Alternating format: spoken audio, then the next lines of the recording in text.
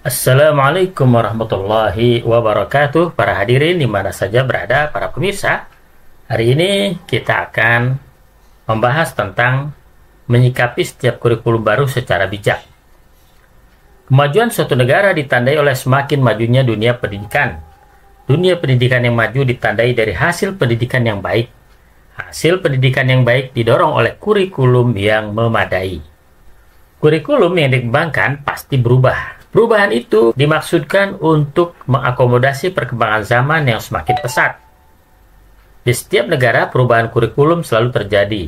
Perkembangan zaman yang ada pada suatu negara sebagai dasar perubahan kurikulum banyak sekali indikator penyebabnya. Beberapa indikator sebagai latar belakang perubahan kurikulum antara lain: pertama, perkembangan ekonomi; dua, perkembangan politik; dan tiga, perkembangan teknologi informasi; keempat, agama dan kebudayaan. Yang kelima, sangat ideal apabila kurikulum nasional melihat beragam kekayaan budaya, ekonomi, flora, dan fauna yang berada di setiap daerah, termasuk juga agama. Para pembuat kurikulum yang berskala nasional adalah pemerintah.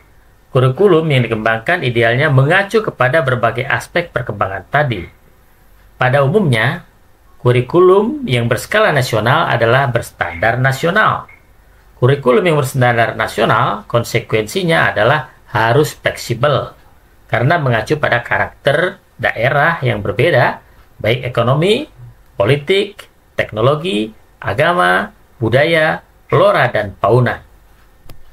Setiap daerah atau provinsi memiliki sifat dan karakter yang berbeda dilihat dari berbagai aspeknya.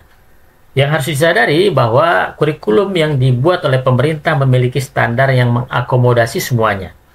Bagi masyarakat maju, kurikulum nasional yang dibuat saat ini dapat dipandang sebagai kurikulum berstandar minimal. Begitupun berdasarkan pandangan masyarakat akademik pada umumnya. Sikap yang bijak terhadap perkembangan kurikulum yang ada adalah menjadikan kurikulum nasional sebagai indikator penting dan pokok. Namun demikian, pihak-pihak sekolah harus melihat keunggulan-keunggulan yang telah dimilikinya, sekaligus mempertajam keunggulan yang sudah ada dan banyak diminati oleh masyarakat.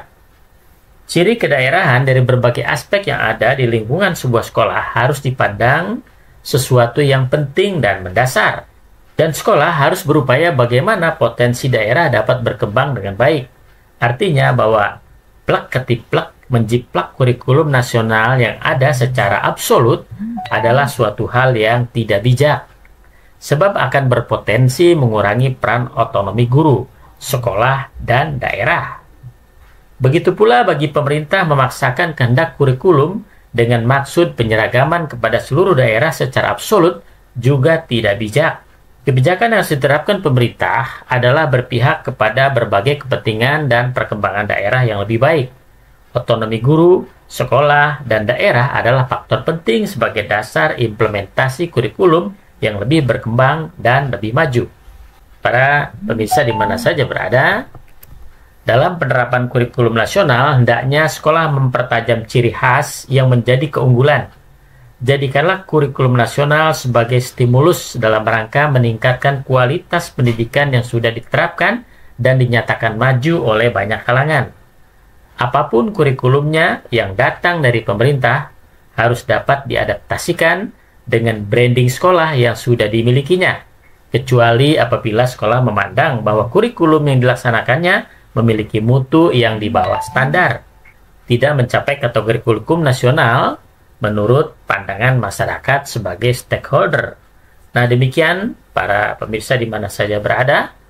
Jadi kurikulum yang kita kembangkan harus mengacu kepada ciri-ciri kedaerahan masing-masing dan karakter sekolah itu sendiri yang memiliki ciri khas, dan ciri khas yang ada pada sekolah harus dipertajam, ditingkatkan kualitasnya kalau memang itu merupakan suatu branding.